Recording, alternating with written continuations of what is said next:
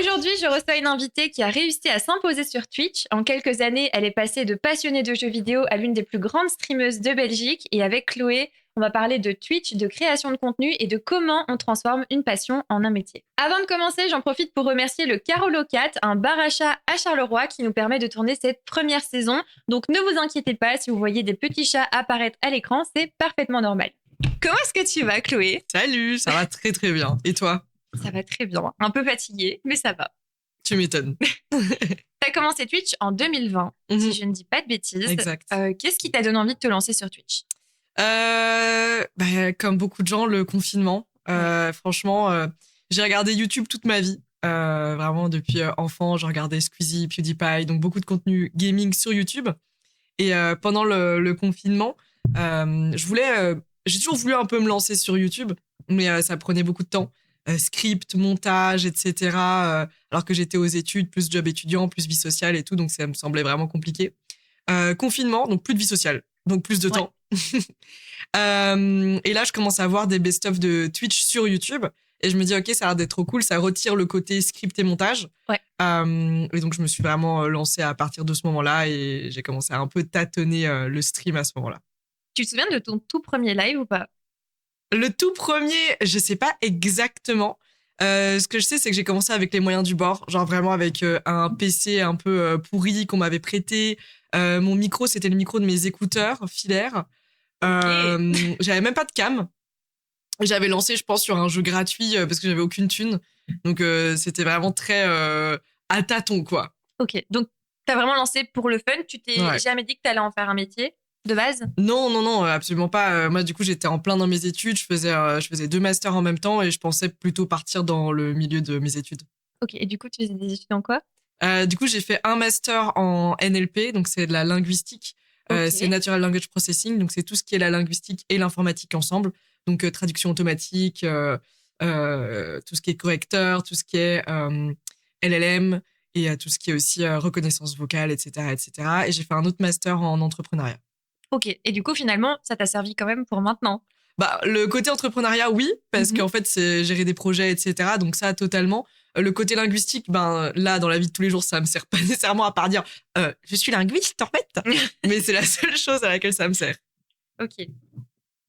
Du coup, tu as pratiquement lancé en même temps ton projet streamer. Comment est-ce que ça t'est venu l'idée? Et si tu sais peut-être expliquer un peu le projet pour ceux qui connaissent pas. Ouais, c'est vrai que les deux sont enchaînés très vite. J'ai commencé en 2020 pour le stream, donc vraiment à tâtonner, etc. À regarder beaucoup Twitch. Et en regardant Twitch, j'ai remarqué que c'était un peu tout le temps les mêmes personnes qui étaient mises en avant, surtout des hommes, du coup. Ça va mieux, je trouve qu'on voit une évolution, mais à l'époque, c'était assez cata. Et donc, c'est là que je me suis dit, vas-y, je vais essayer de faire quelque chose et d'apporter quelque chose. Et c'est là que Streamer est né. Et je pense qu'effectivement, mes études m'ont un peu aidé aussi parce que j'étais un peu dans cette optique de vouloir créer des choses, etc. Et du coup, Streamer, c'est une communauté pour mettre en avant la diversité sur Twitch. Donc, serveur Discord, site internet, réseaux sociaux, petits événements, etc.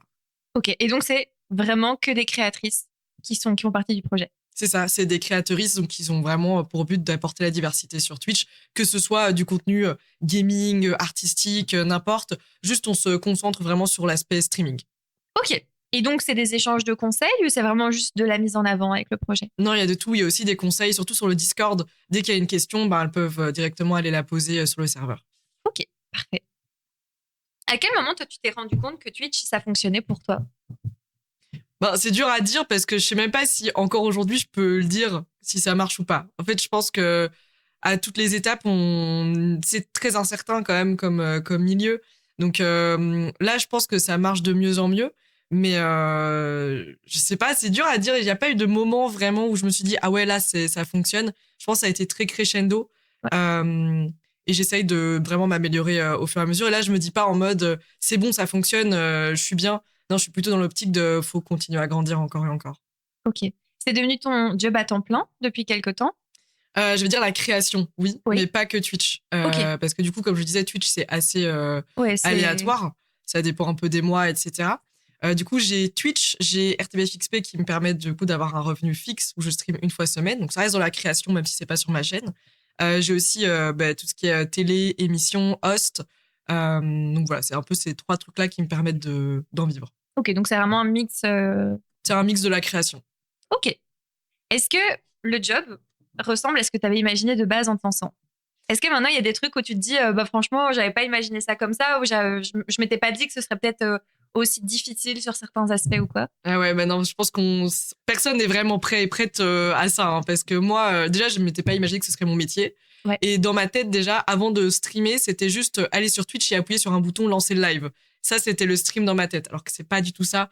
J'ai dû me rendre compte qu'en fait, c'est plein de réglages techniques, c'est les logiciels, c'est le son, c'est la lumière, c'est la cam, c'est animer un stream aussi. C'est trouver ce que tu vas proposer aux gens, qu'est-ce qui va plaire aux gens, mais qu'est-ce qui me plaît aussi en même temps, trouver un bon équilibre, comment faire grandir la chaîne.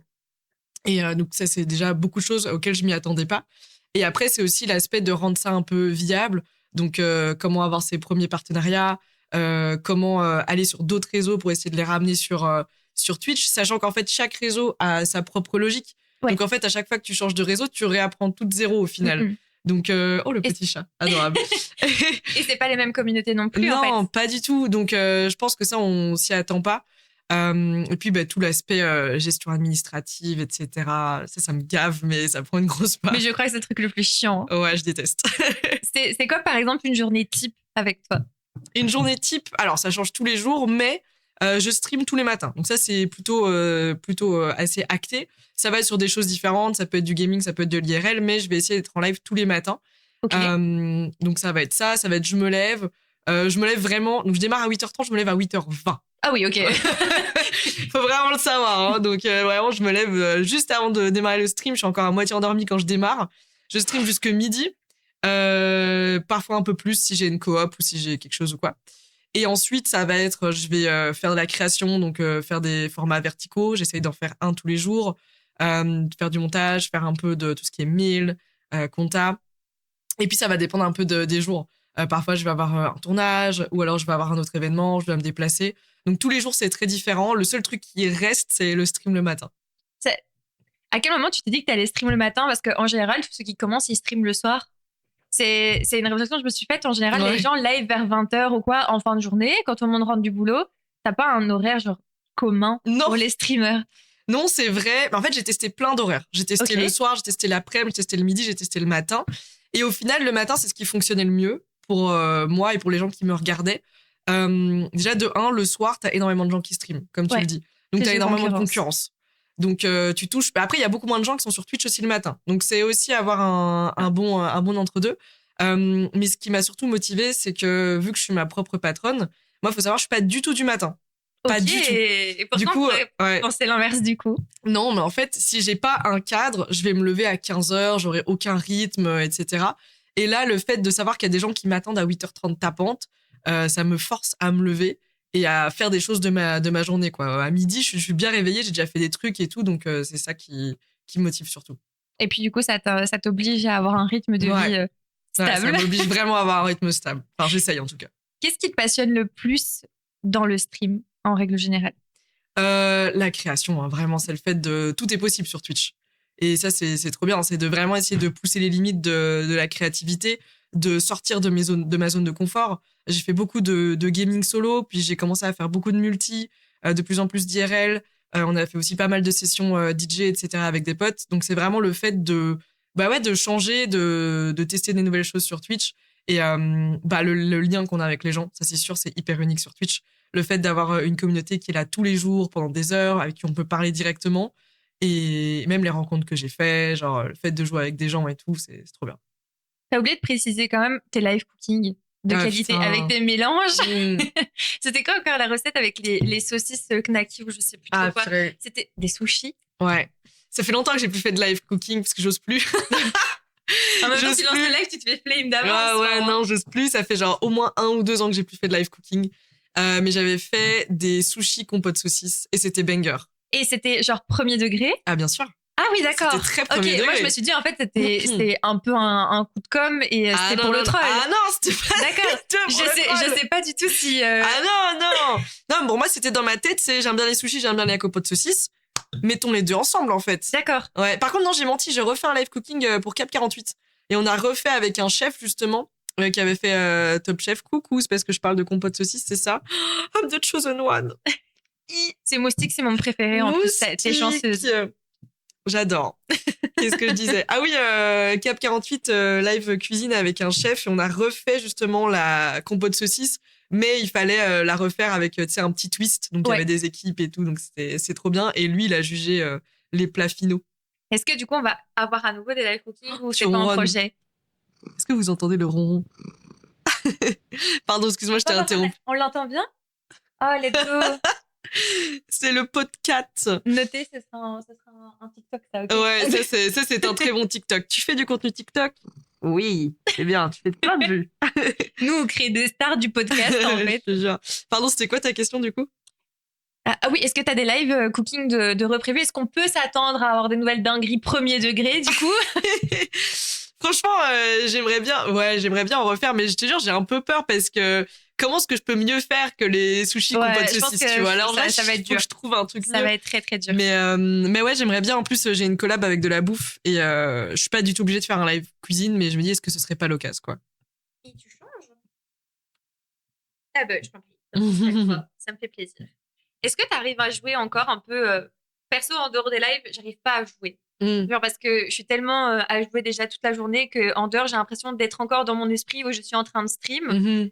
Est-ce que toi, tu arrives encore à jouer pour le plaisir, sur le côté, sans te mettre de pression et tout? Non, mais en fait, je suis très bizarre, mais j'aime pas du tout faire des choses seule. Ok. Du coup, le stream, ça me permet de jouer avec des gens. Ok. Que ce soit en coop ou que ce soit avec les gens qui regardent. Donc j'aime trop partager. Parce qu'en fait, je partage un moment avec les gens. Genre, s'il se passe une dinguerie, les gens sont là pour voir et réagir. Ouais. Et si je joue toute seule et qu'il se passe une dinguerie, je suis toute seule comme une conne et je suis en mode c'est un peu sad. Et en fait, j'aime trop partager des moments comme ça avec les gens et jouer seule, j'aime pas. Enfin, j'aime plus. J'aimais quand j'étais plus jeune, mais j'aime plus. Et en fait, c'est pareil pour tout ce qui est regarder un film, une série, faire une activité. J'essaye de faire des solo dates de plus en plus, mais j'aime trop partager ça avec quelqu'un, en fait. Bah après, il y a toujours des gens comme ça. Hein. Il y a des gens qui adorent être avec d'autres personnes et d'autres qui sont très solitaires. Ouais. Moi, j'ai remarqué que j'ai souvent ce réflexe, c'est quand je joue sur mon PC, que je suis pas en live, je regarde toujours mon deuxième écran. Ouais. En fait, toutes les 2 secondes, c'est comme si je me drillais à regarder mon chat, alors que ça m'arrive plus souvent en live d'oublier que j'ai mon live à côté et d'oublier mon chat. Ah oui. Que l'inverse. Ah non, mais c'est très drôle. Voilà. Non, mais il y a des fois, vraiment, je peux jouer pendant 15-20 minutes et puis me dire, oh putain, je suis en live. Je lis pas le chat depuis 20 minutes et alors je reste peut-être à galérer sur un truc alors que en fait, les gens m'ont donné la solution il y a 10 minutes. C'est très drôle. C'est hyper drôle. C'est quoi les idées reçues par rapport au job de streamer? Les idées reçues? Ouais. Les gros clichés en mode on fait que jouer devant notre ordinateur et on fait rien d'autre, que c'est un métier facile. Je pense que ça, c'est des gros clichés. Hein. Déjà que c'est un métier, c'est déjà pas mal parce que le nombre de fois on nous dit que c'est pas un vrai job. Non, je te jure. Il y a beaucoup de gens qui sont en mode oui, mais moi aussi je peux le faire, etc. Et à chaque fois, je suis en mode mais do it! Bah, fais-le! Fais-le, je te regarde. Montre-nous, fais un tuto. Je pense que c'est surtout ça les idées reçues, ouais. Ok. Ta famille, toi, elle l'a pris comment Est-ce que tu as été soutenue par ton entourage, ta famille, quand tu t'es lancée sur Twitch ou ils avaient un peu une réticence Non, pas du tout. J'ai trop de chance. Ma famille sont à fond derrière moi. Pas toute la famille comprend nécessairement, genre cousin, cousine. Parfois, je pense que ça semble peut-être un peu lointain, tout ce qui est Twitch, Internet et tout.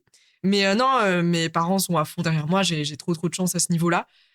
Et je pense que c'est aussi lié au fait qu'on est dans ma famille, il y a beaucoup de gens qui ont fait des métiers artistiques, etc. Oui, et ça reste de la création. Donc oui, et puis ils voient que je m'épanouis et ils voient aussi, je pense que j'essaye vraiment de me tuer à la tâche. Donc ouais, non, j'ai grave de la chance. Et puis c'est peut-être plus concret aussi pour eux de devoir du coup collaborer avec des grandes marques. La télé, par exemple, même RTBF XP, c'est la RTBF tout court. Donc ça les rassure peut-être aussi de voir qu'il y a vraiment du concret derrière, des choses qu'ils connaissent, quoi. Oui, après je pense qu'ils... Franchement, j'ai trop de chance et ils m'ont toujours dit de faire ce que je voulais faire. Donc de base, je voulais faire du cinéma. J'ai raté l'examen d'entrée pour aller dans l'école de cinéma.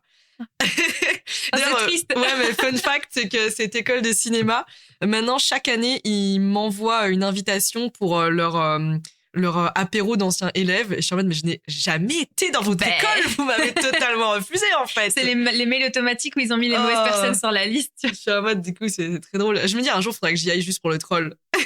J'avoue. Mais du coup, non, de base, je voulais faire quand même un métier artistique et ils étaient grave derrière moi, donc ouais. Trop cool. Et du coup, t'as jamais eu envie de réessayer de repasser les examens d'entrée pour du cinéma ou autre? Oh, l'école, c'est plus pour moi, là. Hein. C'est vrai? Non. J'ai fait 5 ans d'études. Non. C'est bon, j'ai eu ma dose. Je peux comprendre. J'ai grave eu ma dose. Ces derniers temps, tu as participé à plein d'événements. Tu as fait la ZLAN, tu as fait Ouais. les FFS, tu as fait Cap 48, etc. Ouais, ouais. Est-ce qu'il y a un événement qui t'a marqué plus qu'un autre? Ah, je dirais la ZLAN, hein, très clairement, parce Ok. que je suis très compétitive. Et ça, c'est vraiment. Enfin, ça fait 2 ans que je le fais.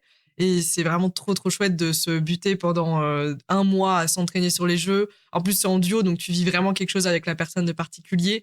C'est une ambiance d'être dans la salle avec tout le monde autour de toi, les lights, etc., l'ambiance. Non, j'aime trop, c'est trop une En aventure à plus, chaque fois. c'est grand quand même. Ouais, Enfin, je c'est veux dire, immense. c'est pas un petit truc. Non, c'est au J'y- Zénith et tout, donc c'est vraiment immense, ouais. Ouais, j'y ai pas été, mais quand on voit les stories, tu te dis juste envie d'y être, quoi. Mais toi, t'es vraiment privilégié. Hein. Deux J'adore. chats différents. Coucou!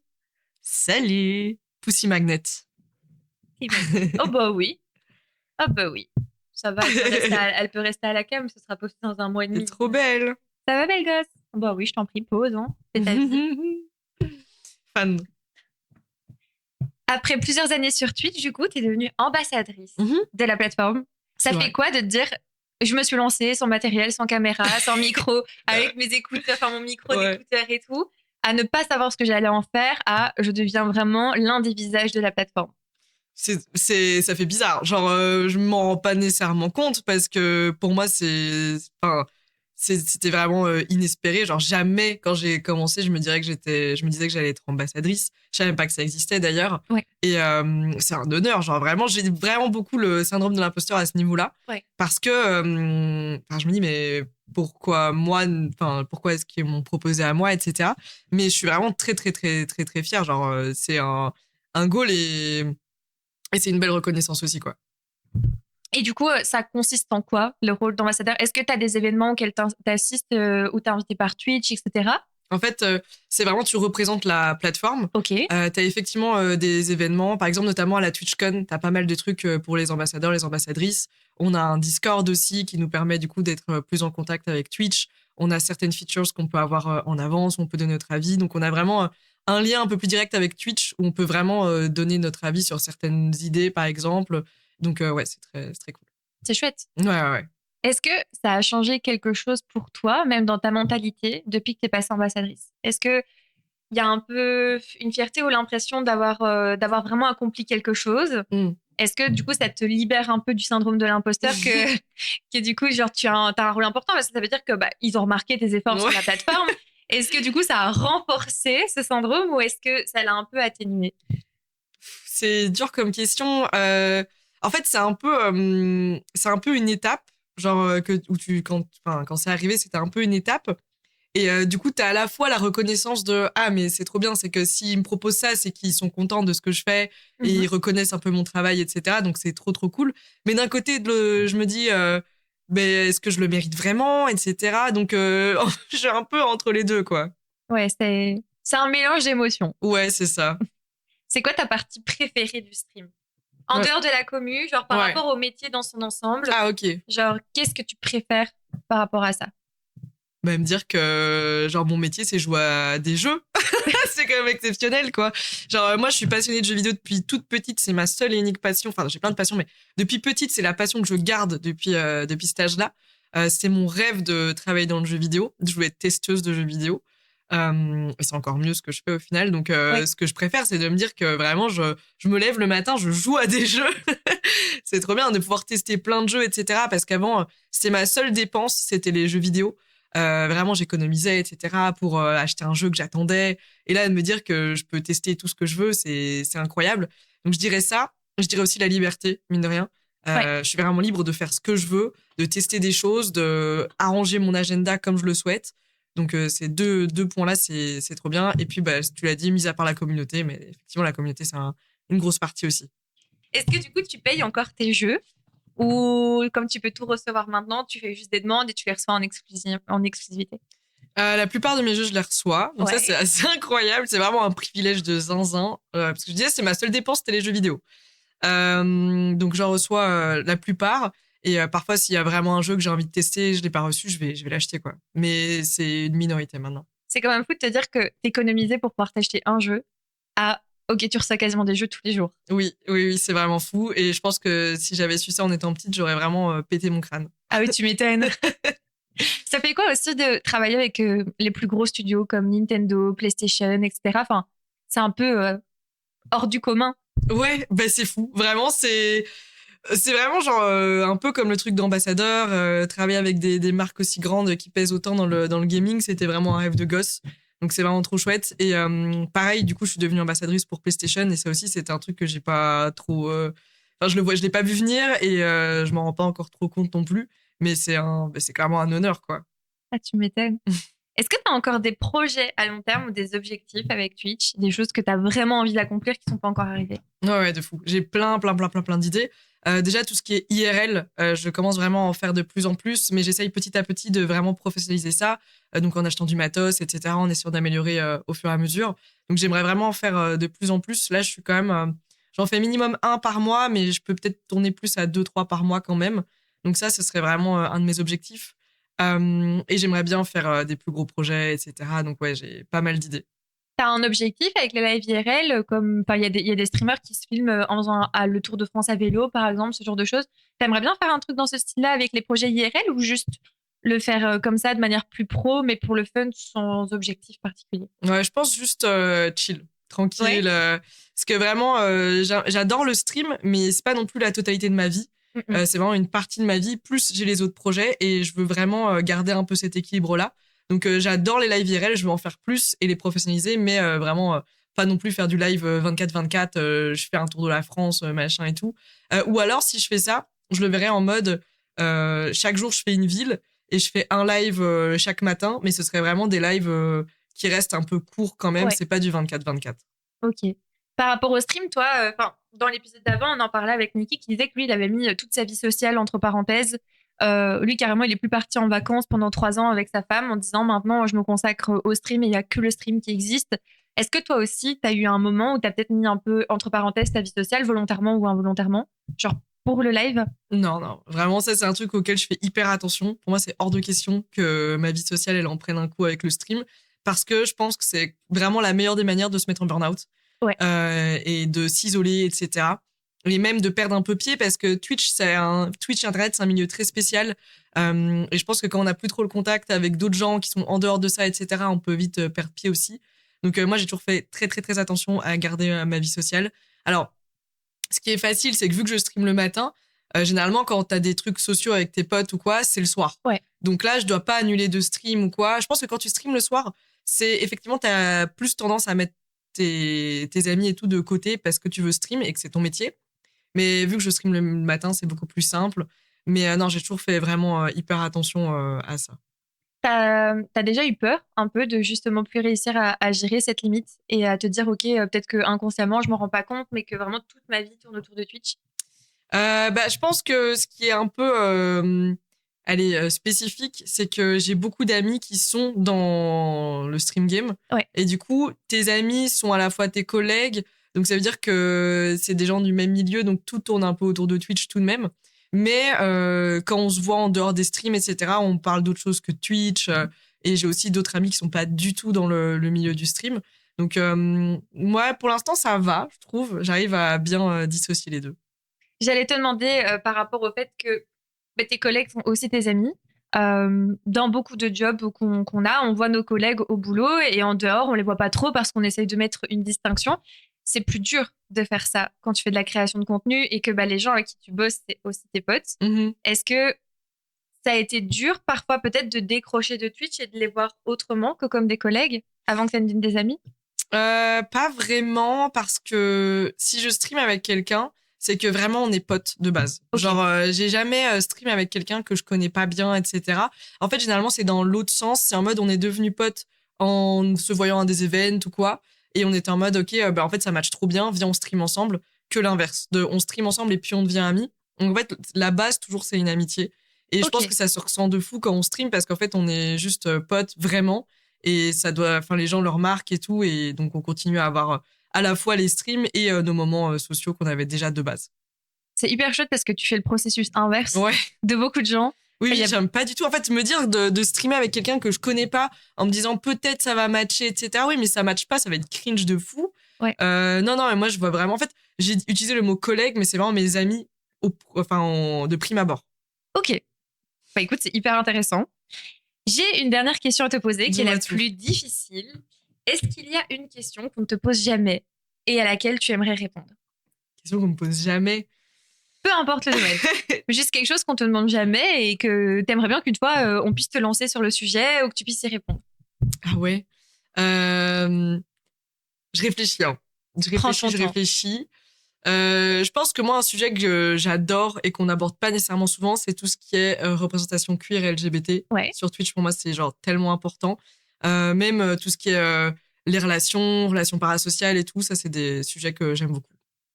Bah, je t'en prie. Pourquoi c'est important pour toi de parler, par exemple, des LGBT, etc., genre sur Twitch? Pourquoi c'est important pour toi de les mettre en valeur?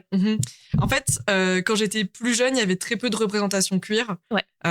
Sur Internet ou dans les séries, les films, etc. C'était très hétéronormé. Il y a beaucoup plus de représentation aujourd'hui.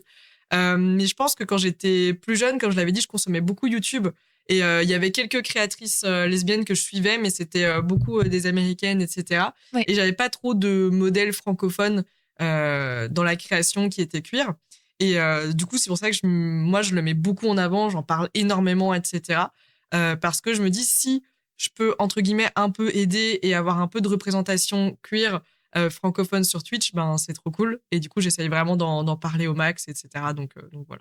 Est-ce que tu as déjà eu des personnes qui t'ont envoyé un message justement pour te dire que tu les avais aidés, par exemple, à s'assumer ou autre? À s'assumer, il y a personne qui m'a envoyé de message, mais j'ai déjà reçu des messages de gens, par exemple, qui avaient leur nièce qui, du coup, avaient fait leur coming out et ils m'avaient dit qu'ils avaient un peu plus pris, enfin, ils avaient eu les bons mots, etc. Parce que, du coup, on en avait déjà beaucoup parlé en stream, etc. Donc, ça, oui. C'est une fierté quand même. Ouais, c'est trop cool, j'aime trop. Tu dis que tu le fais pas pour rien d'en parler et puis que justement tu peux être ce modèle que toi t'as pas forcément eu. Ouais, j'essaye, en tout cas. J'essaye de montrer qu'on est là et voilà. C'est hyper chouette. Et par rapport aux relations parasociales, du coup, tu voulais aussi en parler. Est-ce que tu trouves que c'est quelque chose qu'on n'aborde pas forcément par rapport à Twitch? Je pense que c'est encore quelque chose qu'on connaît très peu parce Ouais. que c'est assez nouveau, c'est avec les nouveaux métiers, etc. Et en plus, avec Twitch, qui est déjà une niche, je pense que le parasocial, il est le plus haut possible avec Twitch parce que c'est des streams tous les jours pendant des heures. Les gens, ils nous regardent longtemps, ils parlent avec nous directement. On a un lien assez spécifique. Donc, d'office, ça crée un peu des relations parasociales. Et ouais, j'ai l'impression qu'on n'en parle pas nécessairement hyper souvent de cette relation un peu spéciale qui peut à la fois être très positive et très négative. En fait, je pense que c'est où tu mets tes limites aussi. Mais ouais, j'aime bien aussi parler de ce sujet-là. T'as déjà vécu des situations un peu plus compliquées, pardon, toi, avec un abonné ou quoi, justement, qui n'arrivait pas à respecter cette limite Oui, c'est déjà arrivé, ça c'est sûr. Après, moi, je mets fortement des limites. Donc, ça veut dire que, par exemple, moi, je réponds jamais aux DM. Ok. Moi, les gens, ils peuvent me parler sur le chat Twitch. Donc, un chat Twitch, tu te tiens, généralement. Donc, c'est vrai que ma limite, elle est bien claire, quoi. Ok, je vais tester ça moi. Parce que vraiment, c'est une problématique genre que je me suis rendu compte il y a pas longtemps. C'est vrai que moi, je réponds aux DM, je suis active sur Discord et du coup, je parle beaucoup avec les viewers, même quand je suis pas en live. Il n'y a pas un jour où ils ont pas de nouvelles de ma part, même sur ouais. Discord. Et du coup, c'est vrai que ça fait quelques mois que c'est un peu plus dur pour moi quand je suis en live parce que les gens ont cette impression d'avoir leur mot à dire sur tous les aspects de ma vie. Ah oui, alors que non. Genre, ils ont rien à dire. C'est ça. Mais puis même parfois, j'ai l'impression que à les écouter parler, enfin, même quand par exemple on me pose une question dans mon chat, il y a tout le monde qui va répondre à ma place en mode ils me connaissent tellement bien qu'ils vont répondre à ma place, alors que parfois ils sont totalement à côté de la plaque. Du coup, c'est hyper délicat de fixer des limites par la suite. Oui. Voilà. Moi maintenant, je suis dans une situation où je trouve ça plus dur en fait de poser des limites sans les brusquer, mais tout en les remettant un petit peu à leur place, mais pas trop non plus, tu vois, parce que en soi, j'ai laissé la porte ouverte. Oui, il est jamais trop tard pour la fermer. En soi, si t'es mal à l'aise, etc., je pense que si t'expliques clairement que toi, que ça te prend même trop de temps, parce que ça doit prendre du temps de répondre aux gens, etc., je pense qu'ils vont comprendre. Et les gens qui comprennent pas et qui partent, je pense que c'est pas une grande perte. Donc, c'est vrai. Mais non, moi, je réponds pas aux DM, je réponds pas sur Discord. Et en fait, c'est juste que de base, je ne suis pas quelqu'un qui aime les messages. Genre, vraiment pas. J'aime pas les réseaux sociaux. J'y vais pour poster mes trucs et c'est tout. J'allais dire étonnant pour une créatrice de contenu, dire j'aime pas les réseaux sociaux de base. Non, j'aime pas ça. Genre, je vais vraiment juste pour poster mes trucs et c'est tout. Moi, je préfère vraiment faire d'autres choses, aller faire du sport, me balader, voir des potes et tout. Et du coup, je pense que les gens savent très bien que je vais pas répondre, qu'il y a cette limite qui sera jamais franchie, quoi. Et comment tu gardes alors le sentiment de proximité? Parce qu'en général, les gens vont aussi voir des créateurs sur Twitch parce que on répond à leurs messages directement. Il y a quand même une proximité qu'il n'y a pas avec les autres réseaux. Comment tu fais pour garder à la fois cette proximité et de les faire se sentir suffisamment à l'aise que pour se confier, parler de choses avec toi, et sur le côté, fixer cette limite où, ok, on est proche, mais on l'est pas trop non plus. Genre, tu peux te confier pendant les lives, mais en dehors, c'est non. Comment t'as fait, toi, pour mettre cette limite? Je dirais pas qu'on est proche. Ok. Genre, vraiment pas.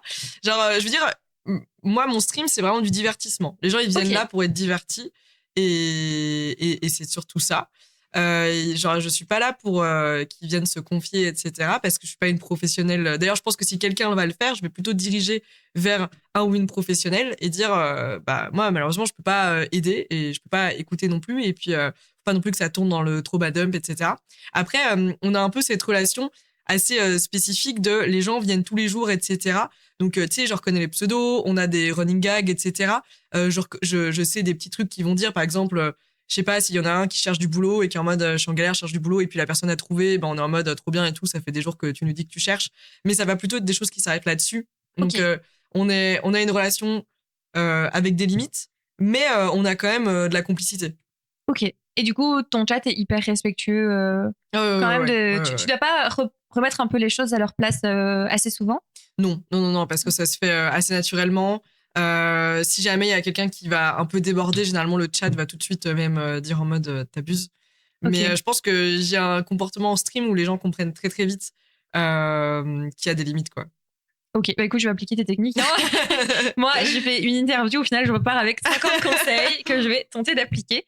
Mais en tout cas, merci infiniment, c'était hyper intéressant. Merci à toi. Je suis très contente d'avoir pu en apprendre un peu plus sur ton parcours. C'était hyper intéressant et c'est hyper enrichissant. Si vous voulez découvrir Chloé sur ses réseaux, évidemment, on vous les met en description et ils apparaissent aussi à l'écran. Elle est sur plein de plateformes, TikTok, Instagram, YouTube, Twitch, etc. Donc, vous ne manquerez pas de contenu. Merci infiniment pour cette interview. Et du coup, je vous donne rendez-vous mercredi prochain à midi pour un nouvel épisode avec un nouvel invité.